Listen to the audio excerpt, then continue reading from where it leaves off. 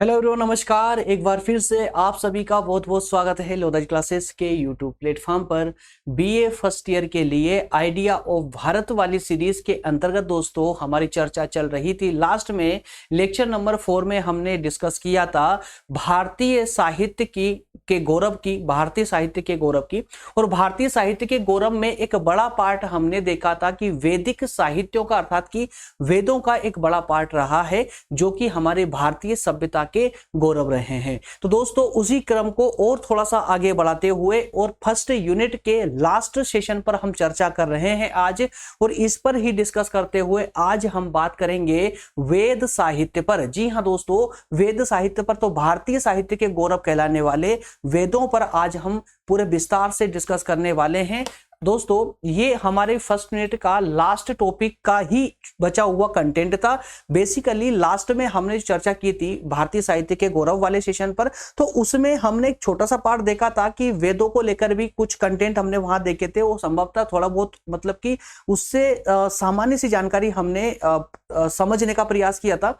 लेकिन आज के सेशन में ना हम उससे थोड़ा सा और विस्तार में जाएंगे, उसको थोड़ा डीपली समझने की कोशिश करेंगे, वेदों को थोड़ा डीपली समझेंगे ताकि इनसे कोई भी क्वेश्चन बने ना तो हमसे एग्जाम में वो छूट नहीं पाए। ठीक है ना। तो इसी क्रम में आज हमें बात करना है वेद साहित्य में कि वेद कितने प्रकार के होते हैं, इनका महत्व क्या है, अवतरण काल क्या है। आइए शुरू करते हैं अपना सेशन डायरेक्टली और आगे बढ़े। उससे पहले मैं नए स्टूडेंट जो भी हमको, जिन्होंने भी हमको पहली बार सेशन अटेंड किया है सेशन, उनको मैं बता दूं दोस्तों कि ये जो सेशन चल रहे हैं सभी विशेष रूप से स्पेशल बीए वाले स्टूडेंट्स के लिए है। लेकिन अगर आपके अन्य कुछ अन्य कोर्स कर रहे हैं और उसमें भी अगर आपको ये आइडिया ऑफ भारत वाली सीरीज पढ़ने को मिल रही है तो भी आप अपना सिलेबस यहाँ से कवर कर सकते हैं साथ ही साथ में। और अगर आप बीए संबंधित अगर अन्य सब्जेक्ट भी पढ़ना चाहते हैं हमारे साथ में, तो आप प्लेलिस्ट विजिट कीजिए। वहां पर आपको लगभग सभी सब्जेक्ट जितने भी हमारे द्वारा पढ़ाए जा रहे हैं सभी विषय आपको प्लेलिस्ट में देखने को मिल जाएंगे। पूरे क्रम अनुसार वहां लेक्चर मिल जाएंगे, नोट्स उन्हीं के डिस्क्रिप्शन में भी आपको अवेलेबल हो जाएगी। इसके अलावा आप हमारे साथ टेलीग्राम या व्हाट्सएप ग्रुप पर जुड़कर एक प्रॉपर तैयारी कर सकते हैं, अच्छे से एग्जाम की प्रॉपर तैयारी कर सकते हैं। चलिए शुरू करते हैं अपना इसका सेशन।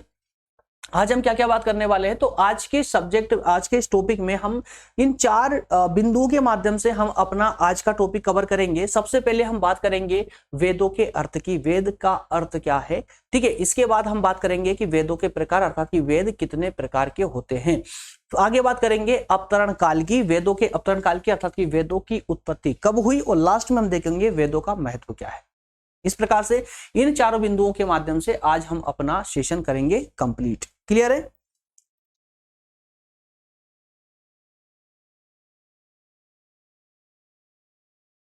चलिए शुरू करते हैं सेशन आज का। वेदों का अर्थ। जिसने भी कल वाला सेशन अटेंड किया होगा ना उसको प्रॉब्लम नहीं आएगी आज के सेशन में, क्योंकि इसकी जो बेसिक जो थिंकिंग थी, बेसिक जो समझ थी वो हम कल डिस्कस कर चुके थे। लेकिन अगर जिनने नहीं भी किया होगा ना तो उसको भी कंप्लीट समझ आएगा। ऐसा नहीं है कि अगर आपने पहली बार इस सेशन को भी देख रहे हैं ना तो भी आपको ये वैदिक साहित्य, वेद साहित्य वाला सेशन कंप्लीट समझ आने वाला है। लेकिन अगर आपने इससे पहले वाला सेशन देखा होगा तो एक लिंक बनी चली आती है और आज आपको ज्यादा मेहनत करने की जरूरत नहीं पड़ेगी। क्लियर है। चलिए ध्यान से सुनते चलिएगा, एक एक चीज को, एक एक बात को मैं पूरे विस्तार से और व्यवहारिक रूप से आपकी व्यवहारिक लैंग्वेज के अनुसार मैं उसको एक्सप्लेन करने का प्रयास करूंगा। बस आपको शांति से सुनना है और समझते हुए आगे बढ़ना है। चलिए, ये तो आप सभी जानते हैं कि हमारी भारतीय जो सभ्यता रही है वो वेदों पर आधारित रही है। हमारी संस्कृति कहां से डेवलप हुई है, वेदों से हुई है। और संभवतः वर्तमान में भी हम वेदों को ही आज संग्रहित किए हुए हैं या वेदों के नियमों को का ही आज भी हम पालन करते हैं। तो उसी क्रम में दोस्तों आज हमें यह देखना है कि वेद एक्चुअल में है क्या। तो अगर वेदों की हम बात करें, इसके अर्थ की बात करें, तो दोस्तों वेद जो है प्राचीन भारत के पवित्र साहित्य माने जाते हैं। क्या माने जाते हैं? प्राचीन भारत के पवित्र साहित्य माने जाते हैं, जो हिंदुओं के प्राचीनतम और आधारभूत धर्म ग्रंथ भी है। क्लियर है। तो प्राचीन भारत के पवित्र साहित्य है ना, या ऐसा कहिए कि प्राचीन भारत का अगर कोई साहित्य वाला सबसे बड़ा पार्ट है, प्राचीन भारत के साहित्य में अगर सबसे ज्यादा किसी का योगदान है तो वो है इन पवित्र वेदों का। क्लियर। और ये जो वेद हैं ये दोस्तों हिंदुओं के प्राचीन धर्म ग्रंथ भी है।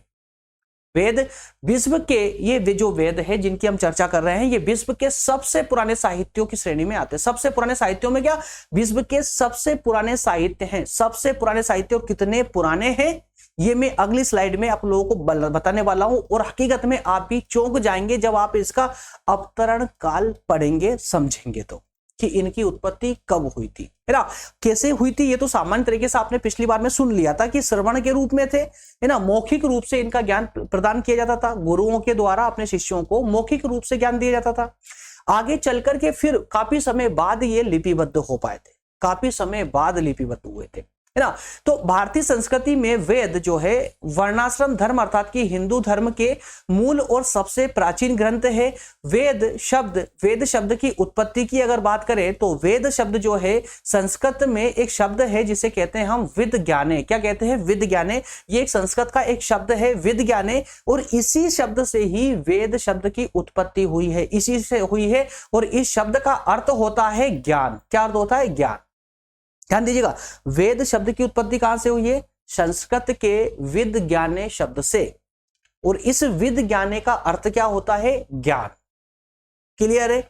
इसी प्रकार से दोस्तों जिस विद धातु की हम बात कर रहे हैं ना, संस्कृत की विद धातु की, इस विद धातु से ही विदित, विद्या और विद्वान, इन शब्दों की भी उत्पत्ति हुई है। ठीक है। अब जैसा कि आप जानते हैं विदित का अर्थ क्या होता है, जाना हुआ, जिसको हम पहले से जानते हैं, है ना, उसको हम विदित बोलेंगे।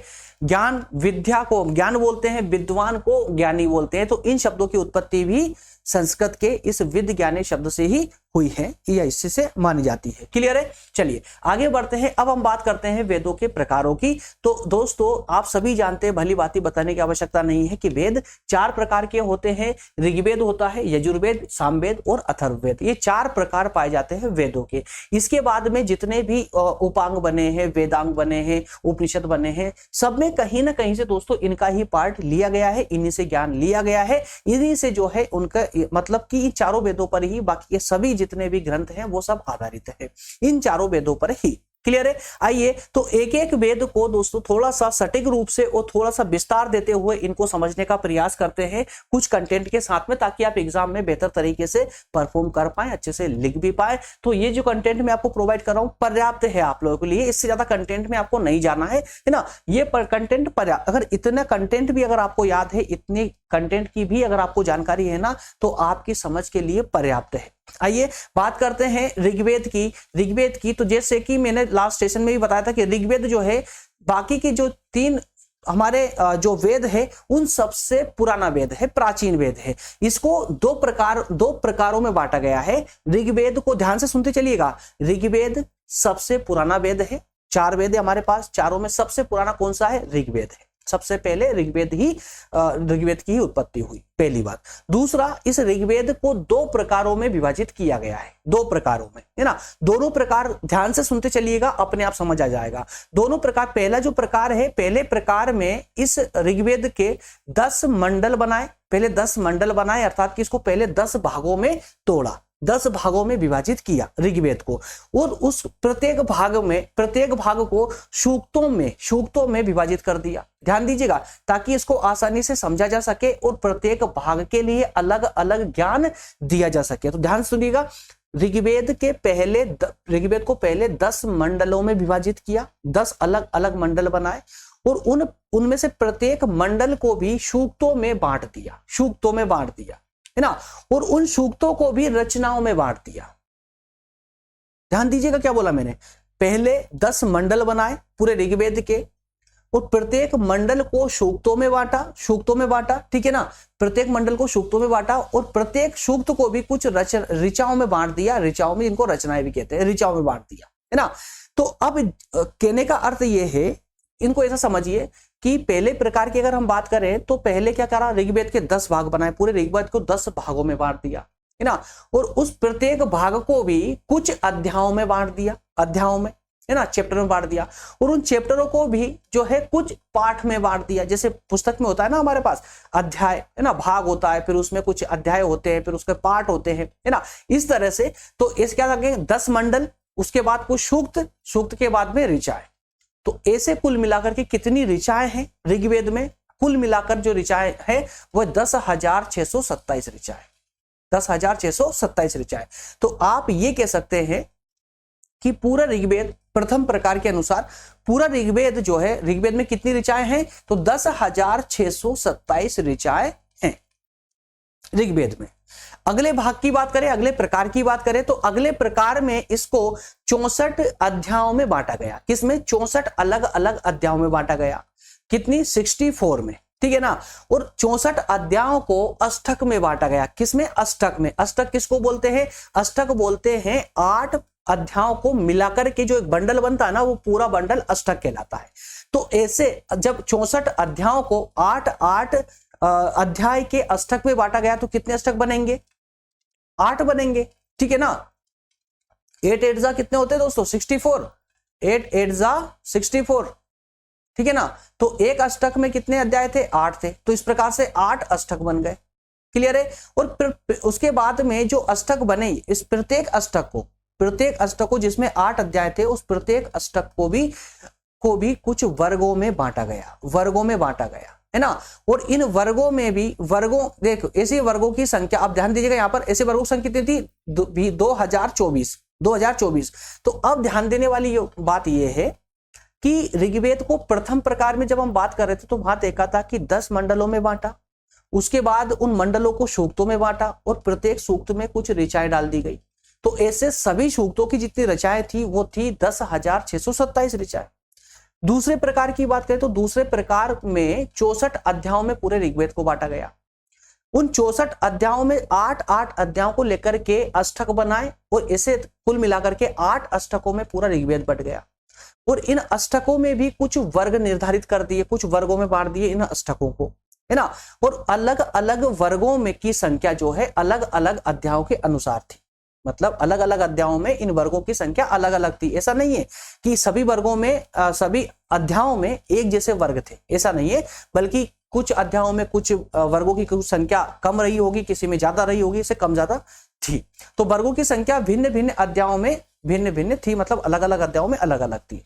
और ऐसे लेकिन अगर बात करें कुल वर्गों की कि इन प्रत्येक जो 8 अष्टक थे अर्थात कि जो 64 अध्याय थे, इनमें कुल वर्ग कितने थे? तो वो 2024 कुल वर्ग थे, है ना। और ऋग्वेद की अगर हम प्राचीन की बात करें कि ऋग्वेद की शाखाएं कितनी थी, तो ऋग्वेद की प्राचीन समय में 21 शाखाएं थी। लेकिन आज वर्तमान में सिर्फ एक ही शाखा प्रचलित है जिसका नाम है शाकल शाखा, ठीक है ना। शाकल शाखा, बस इतना ध्यान रखिएगा। इसकी पहले 21 शाखाएं थी लेकिन वर्तमान में सिर्फ एक ही शाखा प्रचलित है जिसका नाम है शाकल। क्लियर है। अब देखिए दोनों प्रकारों को मैंने यहां पर शॉर्ट में बताने का प्रयास किया है, ध्यान दीजिएगा। ऐसे आप याद कर सकते हैं कि ऋग्वेद को पहले प्रकार के अनुसार 10 मंडल और 10 मंडलों को सूक्त में और सूक्त को ऋचाओं में, कितने ऋचाओं में? 10,627 ऋचाओं।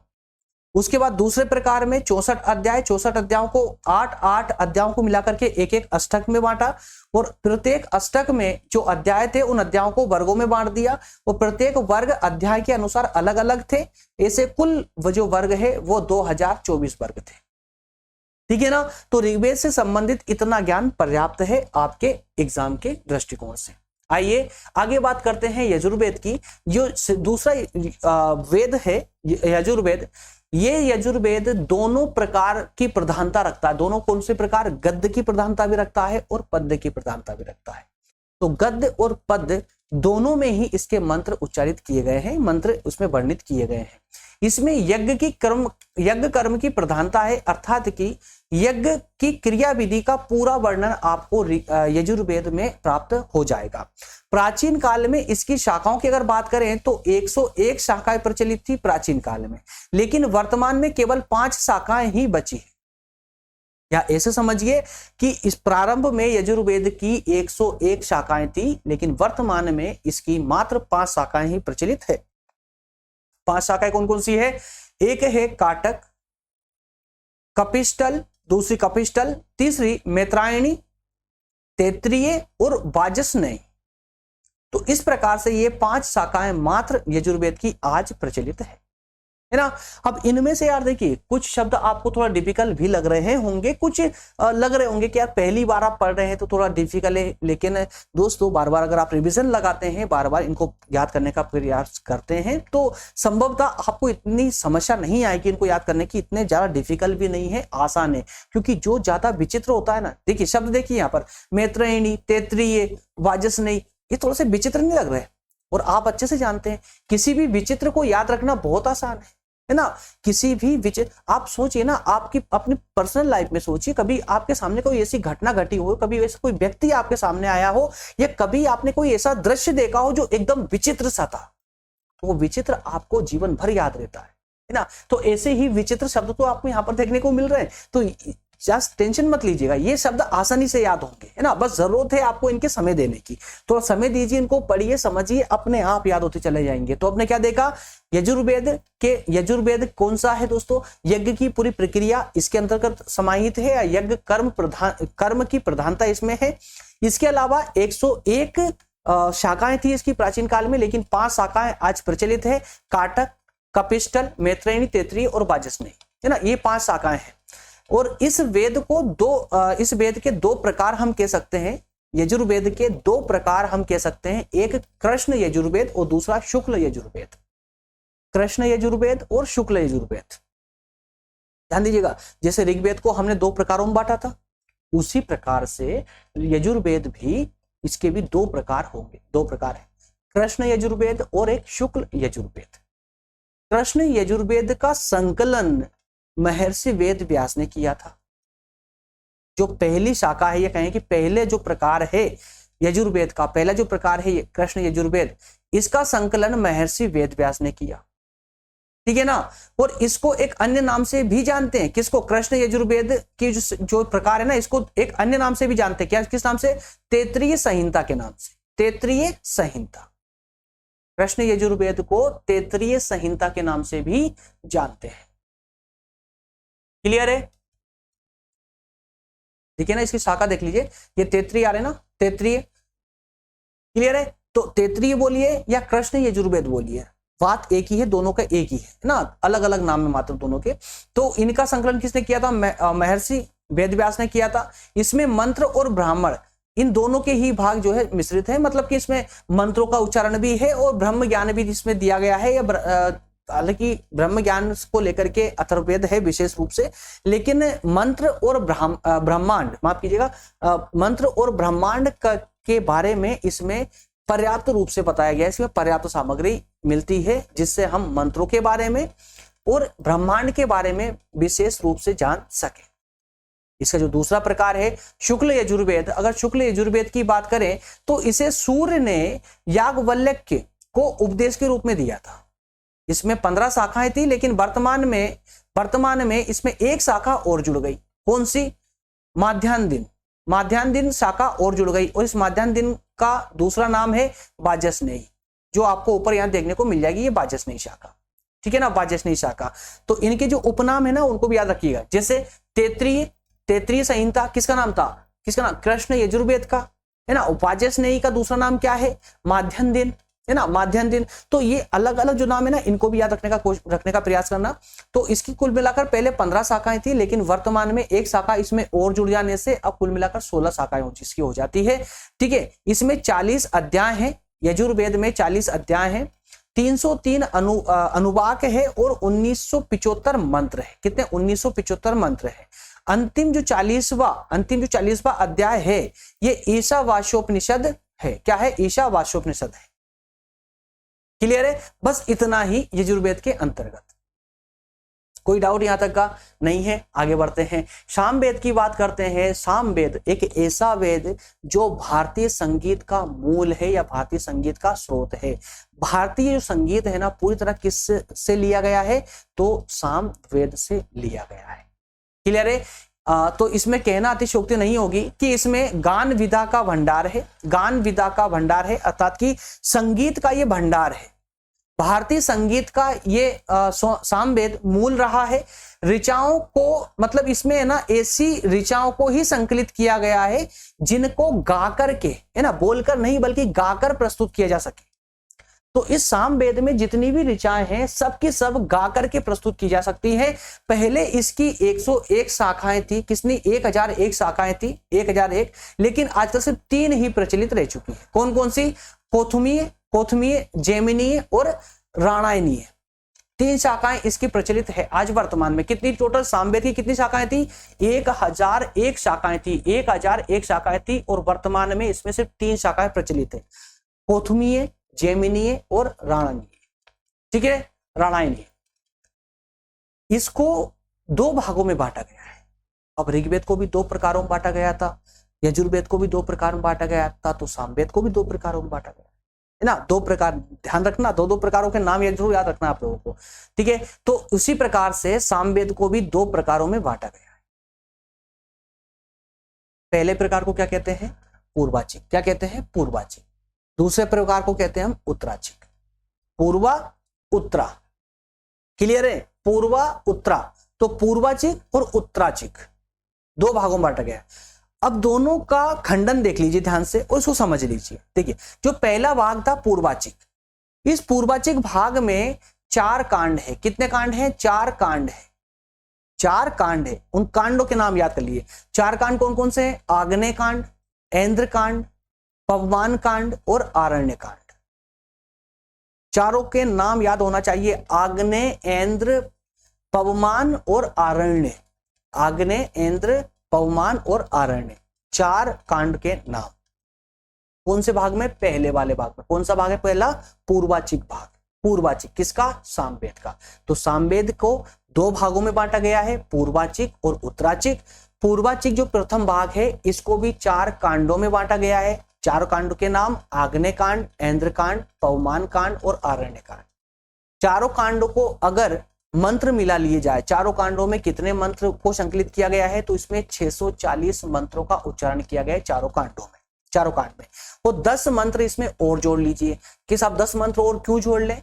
क्योंकि 10 मंत्रों का अलग से इसमें वर्णन किया गया है। किस में किया गया? किस नाम से किया गया है? तो महानाम्यार्चिक के नाम से किया गया। महानाम्यार्चिक के नाम से 10 मंत्र और इसमें वर्णित किए गए हैं, है ना। तो 4 कांड में 640 मंत्र और महानाम्यार्चिक में 10 मंत्र और, तो कुल मिलाकर के 650 मंत्र हो चुके हैं। ध्यान रखना, 650 मंत्र हो चुके हैं।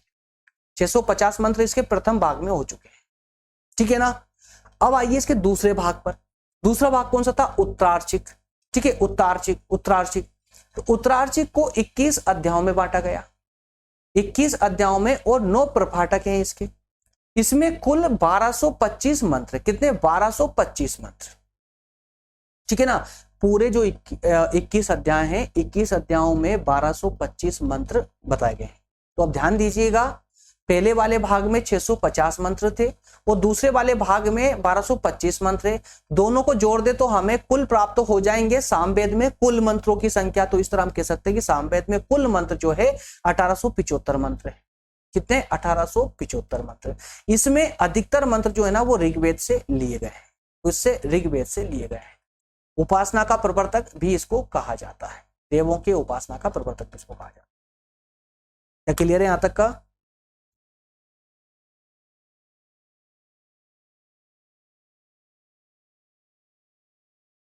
ठीक है फ्रेंड्स, यहां तक कोई डाउट तो नहीं है ना आप लोगों को? चलिए, तो फिर अब बात करेंगे हम अथर्ववेद की।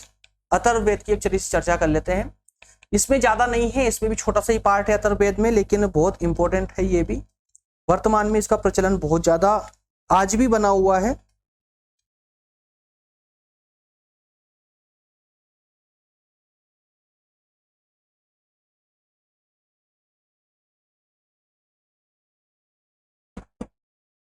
चलिए, अथर्ववेद।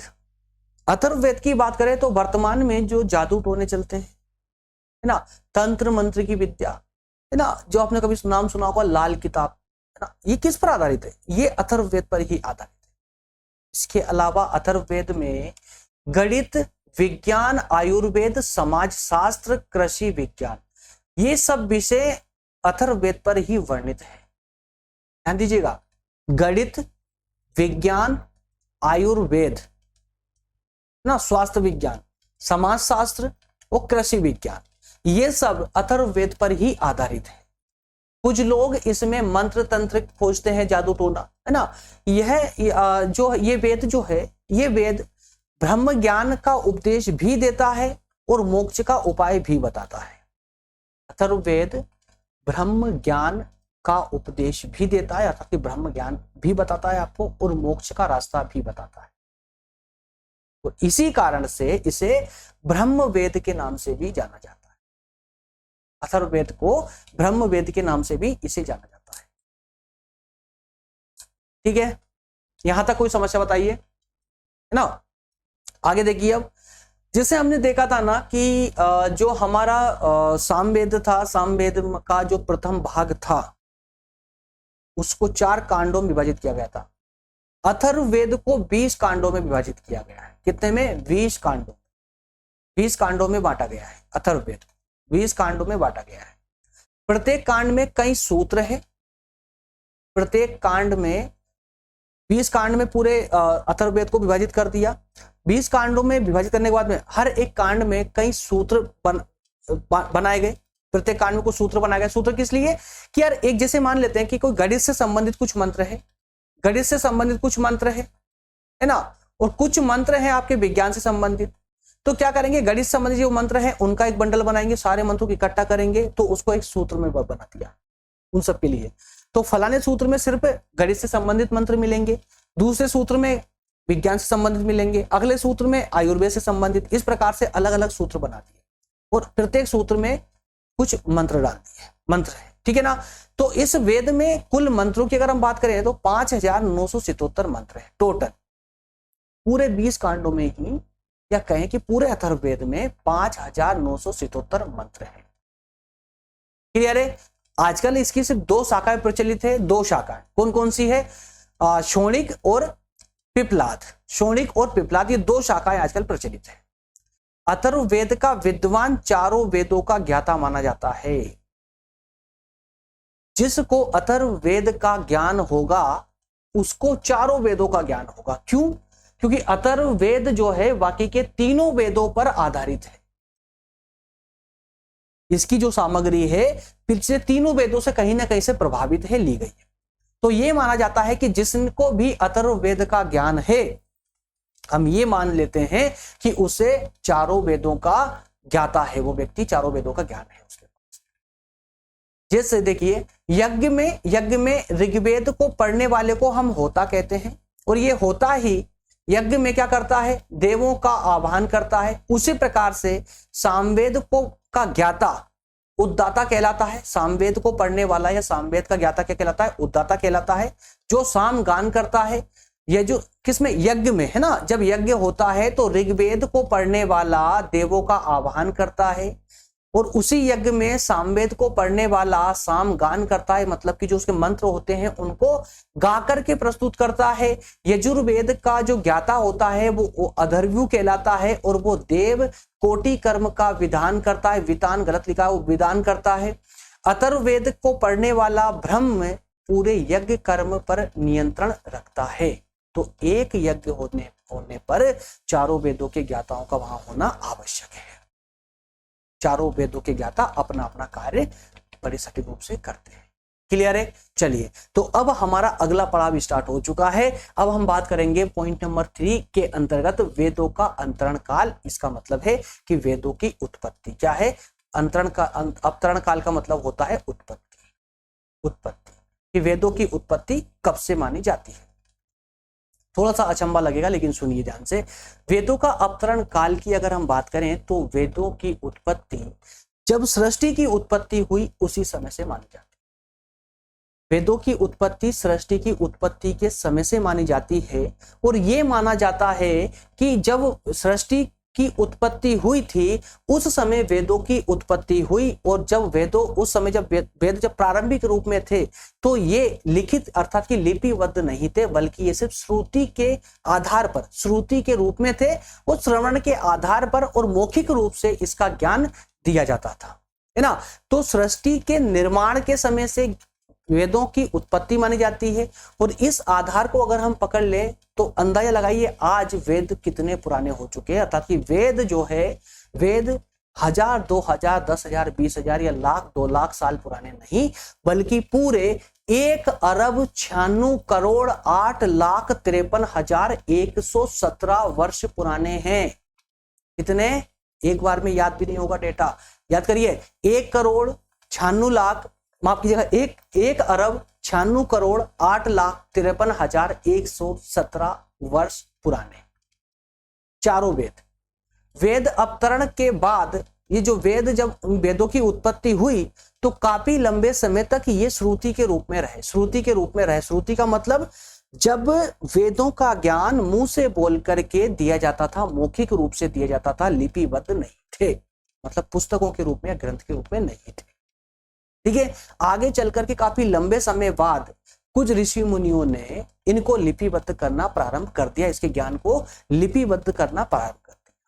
तो वेदों को संरक्षित करने तथा अच्छी तरह से समझने के लिए इन वेदों को और वेदों के ज्ञान को संरक्षित करने के लिए और इस ज्ञान, वेदों में व्याप्त ज्ञान को अच्छे से आसान तरीके से समझने के लिए ही वेदांगों का आविष्कार हुआ, अर्थात वेदांगों की उत्पत्ति की। वेदांग बनाए गए, है ना। वो वेदांग क्या है?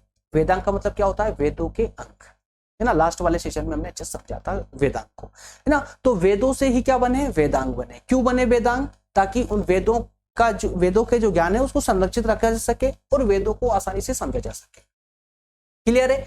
लेकिन दोस्तों इसमें खगोल शास्त्र संबंधित जो विवरण दिया गया है वेदों में, उस विवरण के आधार पर कुछ इतिहासकार वेदों को 5 से 7,000 साल पुराना मात्र मानते हैं।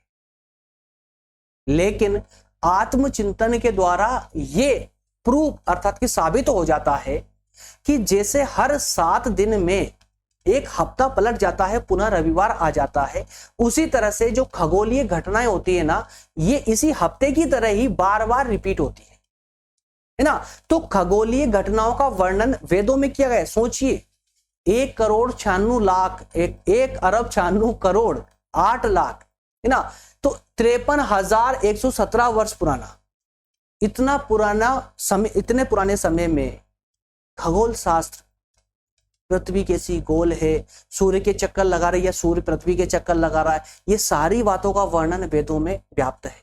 और ये करोड़ों साल पहले इसका वर्णन कर दिया गया था। साइंस तो आज डेवलप हुआ है, विज्ञान तो आज डेवलप हुआ है, विज्ञान ने तो आज बताया है वर्तमान में कि सूर्य पृथ्वी के नहीं बल्कि पृथ्वी सूर्य के चक्कर लगा रही है ना। कितने ग्रह हैं, सारे ग्रह मिलकर के वो सब गैलेक्सी वगैरह, ये सारी जानकारी साइंस ने हमको आज दी है। लेकिन वेदों में इसका वर्णन करोड़ों साल पहले कर दिया गया था। इससे अंदाजा लगा सकते हैं वेदों में व्याप्त ज्ञान कि वो कितनी उसकी मतलब कितना सक्षम ज्ञान था उस समय का। ठीक है ना। तो इसी आधार पर जब खगोल शास्त्र का वर्णन वेदों में किया गया, तो उसी खगोल शास्त्र के आधार पर ही जो आगे इतिहासकार आए, उन्होंने कहा कि वेद ज्यादा नहीं बल्कि 5 से 7,000 साल पुराने हैं।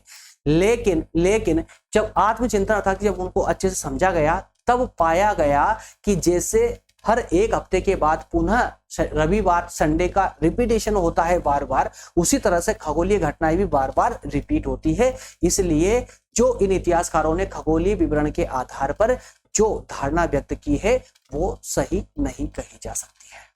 क्लियर है? तो वेद हमें ब्रह्मांड के अनोखे, अलौकिक, ब्रह्मांड के अनंत राज बताते हैं जो साधारण समझ से परे है।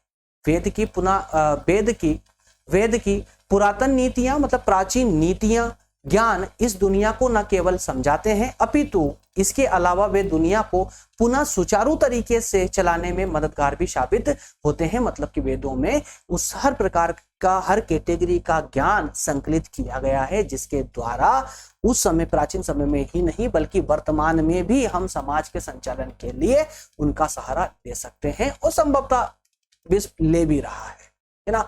आइए अंतिम पड़ाव पर है, अंतिम पॉइंट है हमारा वेदों के महत्व पर। तो जितने प्रकार के अभी हम जैसे वेद का अर्थ पर डिस्कस किया, वेद के प्रकारों पर बात की, फिर चारों वेदों पर एक एक करके हमने डिस्कशन किया। उसके बाद देखा कि इन वेदों की उत्पत्ति कब हुई, उसका अवतरण काल देखा। लास्ट पॉइंट जो हमारा है वेदों का महत्व वाला। तो जितना अभी तक हमने पढ़ा है ना, जितना समझा है, अब आप बता दीजिए महत्व के अंतर्गत कि इन वेदों का महत्व क्यों है और क्या महत्व है। क्यों और क्या। ठीक है, बस इतनी बात हम इस महत्व वाले बिंदु में करने वाले हैं। देखिए, प्राचीन काल से भारत में वेदों के अध्ययन और व्याख्या की परंपरा रही है। प्राचीन काल से, है ना, वेदों के अध्ययन की और इसकी व्याख्या करने की परंपरा रही है।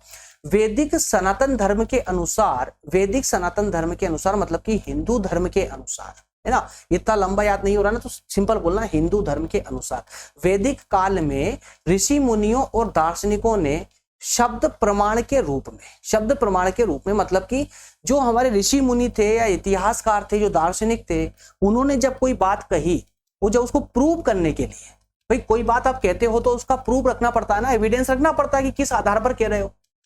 तो उन्होंने किसका सहारा लिया? वेदों का सहारा लिया। वेदों को प्रमाण के रूप में रखा, अपनी बात को साबित करने के लिए प्रमाण के रूप में किसको रखा? वेदों को रखा। और इनके आधार पर ही कई प्राचीन ग्रंथों का निर्माण भी इन विद्वानों ने किया है। क्लियर है? और यहां पर दोस्तों कुछ ऐसे महाज्ञानी रहे हैं जिनको वेद वेत्ता कहा जाता है। वेद वेत्ता किसको कहते हैं? जिसको वेदों का पूर्ण ज्ञान हो, वेदों का पूर्ण ज्ञान हो, याद रखिएगा। तो वेदों के पूर्ण ज्ञान रखने वाले को ही वेद वेत्ता कहते हैं। और ऐसे कई विद्वान रहे हैं जैसे पराशर, कात्यायन, याज्ञवल्क्य, व्यास, पाणिनि, ये आदि, और इनसे आगे भी है और भी कई विद्वान हैं, लेकिन कुछ विशेष नाम है जिनको आप याद रख सकते हैं यहाँ पर, जिनको वेद वेत्ता कहा गया है। क्लियर है? तो वेदों के विदित होने, वेदों के विदित होने अर्थात कि वेदों के प्रकट होने मतलब सामने आने यानी कि 4 ऋषियों के ध्यान में आने के बाद, 4 ऋषियों के जब ये ध्यान में आया, जब इन्होंने मौखिक रूप से इसको प्रकट करना प्रारंभ किया, तो इसकी व्याख्या करने की जो परंपरा थी ये चल पड़ी, है ना।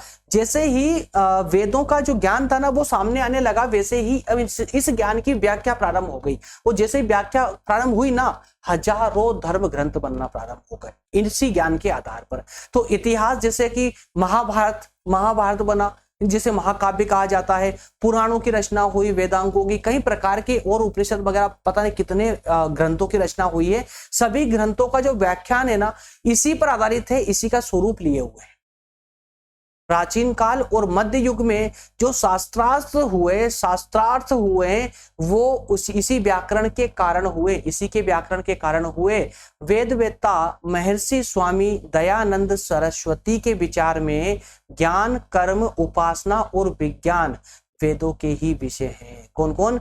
ज्ञान, कर्म, उपासना और विज्ञान किसके विषय हैं? वेदों के विषय हैं। इसीलिए कहा गया है कि जीव, ईश्वर और प्रकृति, जीव मतलब कि हम सब, ईश्वर और प्रकृति, नेचर, ये जो 3 सत्य हैं, जो 3 सत्ताएं हैं, 3 सत्ताओं को ही 3 सत्य कहा गया है ना, तो इनका स्वरूप का ज्ञान केवल और केवल वेदों से ही उपलब्ध हो पाया है। एक बात और है, ध्यान रखिएगा, वेदों में मूर्ति पूजा को अमान्य कहा गया है। वेदों में मूर्ति पूजा को अमान्य कहा गया, याद रखिएगा, अमान्य मतलब वेदों ने मूर्ति पूजा को स्वीकार नहीं किया है। मूर्ति पूजा बाद में वेदों की जो व्याख्या हुई, व्याख्या होकर जो नए ग्रंथ बने हैं उन ग्रंथों की देन है, याद रखिएगा, ठीक है ना। चलिए आगे बढ़ते हैं।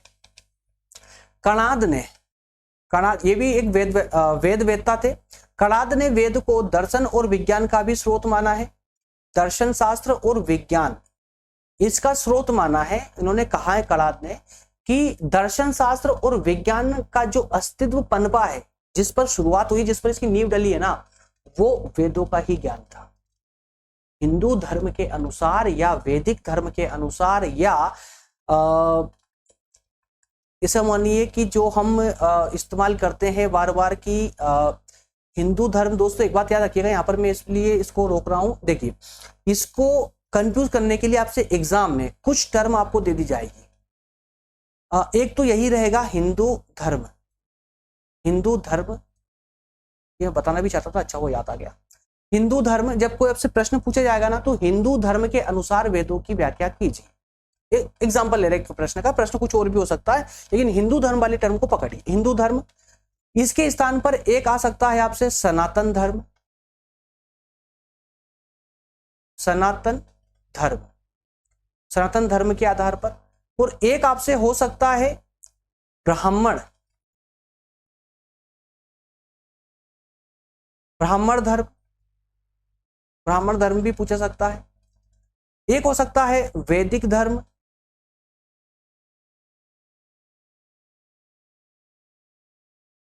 क्लियर है, और एक हो सकता है वर्णाश्रम, वर्णाश्रम धर्म। इस प्रकार से देखिए 5 प्रकार बन चुके हैं, है ना, ब्राह्मण धर्म, हिंदू धर्म, वैदिक धर्म, सनातन धर्म, वर्णाश्रम धर्म, ठीक है ना। तो कंफ्यूज नहीं होना है आप लोगों को, ये एक की ही बात कर रहा है, कुल मिलाकर सबको आप एक ही बोल सकते हो, हिंदू धर्म, हिंदू धर्म, है ना। तो कंफ्यूज मत होइएगा, प्रश्न एग्जामिनर तो कोशिश करता है ना आप लोगों को कंफ्यूज करने की, ताकि आप थोड़ा सा भटक जाए, भटकेंगे तो संभवतः कहीं ना कहीं गलती जरूर करेंगे और वहीं पर वो नंबर काटने का प्रयास भी करेंगे, ठीक है।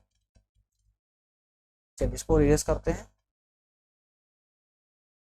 Okay, clear. तो कणाद ने वेदों के दर्शन और विज्ञान का स्रोत माना है वेदों को, है ना।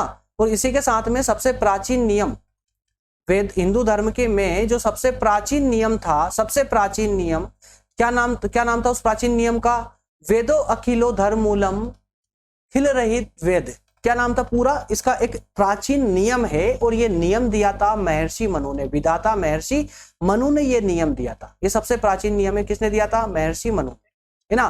क्या कहा था? वेदो अखिलो धर्म मूलम, खिल रहित वेद। इसका मतलब क्या होता है कि समग्र संहिता, समग्र ब्रह्मांड, समग्र आरण्यक और समग्र उपनिषद, इसके रूप में वेद ही धर्म व धर्मशास्त्र का मूल आधार है।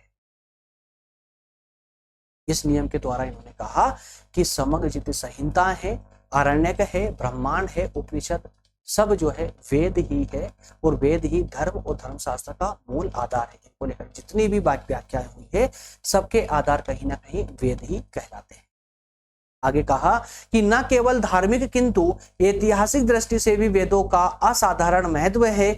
वैदिक युग के आर्यों की संस्कृति और सभ्यता को जानने का एकमात्र साधन वेद ही है और मानव जाति और विशेषतः वैदिकों ने अपने प्रारंभिक समय में धर्म और समाज का किस प्रकार विकास किया, इसका ज्ञान केवल वेदों से ही मिलता है।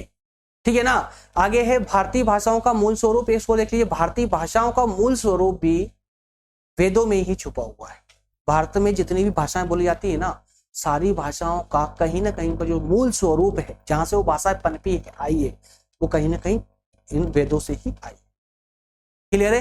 तो दोस्तों इस प्रकार से हमारा आज का सेशन हो जाता है कंप्लीट। अगले सेशन में अर्थात कि यूनिट 2 में हम बात करेंगे भाषा और लिपि पर। ठीक है ना। अब ये जो सेशन चल रहे हैं ना दोनों, सेकेंड ईयर में हम अनुवाद विज्ञान पढ़ा रहे हैं हिंदी साहित्य के अंतर्गत, और फर्स्ट ईयर में अभी आपका ये इतिहास वाला पोर्शन चल रहा है जिसमें हम आइडिया ऑफ भारत की बात कर रहे हैं। ये दोनों सेशन अभी फिलहाल कंटिन्यू चलने वाले हैं, लेकिन कल से मैं संभवतः कोशिश करूंगा कि आपके हिंदी जो फर्स्ट ईयर में हिंदी साहित्य का प्रश्न पत्र 2 पर, माइनर सब्जेक्ट पर भी मैं कल से क्लासेस प्रोवाइड करने का प्रयास करूंगा। वो संभवतः मिलेगी दोस्तों। कोशिश करेंगे कि आज ही उसका सिलेबस एनालाइज कर लें और कल से क्लासेस चालू हो जाए। ठीक है। मिलेंगे अगले सेशन में दोस्तों, मिलेंगे अगले सेशन में। अच्छा, जाने से पहले मैं आप लोगों को बता दूं कि अगर आप कोई भी हमारे साथ जो है प्रॉपर तरीके से स्टडी करना चाहते हैं तो बिल्कुल आप हमारे साथ व्हाट्सएप, कहाँ हो भाई, एक सेकेंड, ओके एक सेकेंड यार।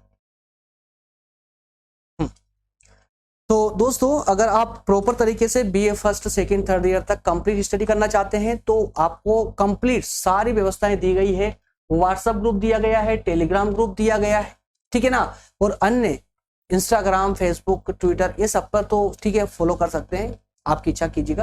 लेकिन व्हाट्सएप ग्रुप आप लोग की प्रॉपर स्टडी के लिए है, टेलीग्राम ग्रुप भी प्रॉपर स्टडी के लिए है। व्हाट्सएप के नंबर दिए गए हैं, इस पर आप अगर कमेंट करेंगे, रिक्वेस्ट सेंड करेंगे तो आपको ग्रुप में ऐड कर दिया जाएगा। टेलीग्राम पर भी आप डायरेक्टली ज्वाइन हो सकते हैं, टेलीग्राम पर सर्च कीजिए लोधा जी क्लासेस, और जो ये लोगो दिख रहा है दोस्तों हमारी सेशन का, क्लास का लोगो, इसी लोगो पर उस ग्रुप पर ये लोगो लगा होगा, उसको ज्वाइन कर लेंगे तो आपको सभी सेशन हमारे आपको ग्रुप में प्रोवाइड होते रहेंगे। चलिए दोस्तों मिलेंगे अगले सेशन में, तब तक आप सभी का बहुत बहुत धन्यवाद। स्वस्थ रहिए, मस्त रहिए, अच्छे से एजुकेशन शिक्षा प्राप्त करते रहिए दोस्तों, जिससे इसी से आपके भविष्य का निर्माण होगा। लेकिन भविष्य के निर्माण से पहले आपको अपने चरित्र का निर्माण अति आवश्यक है। क्लियर है। मिलेंगे अगले सेशन दोस्तों, धन्यवाद, थैंक यू।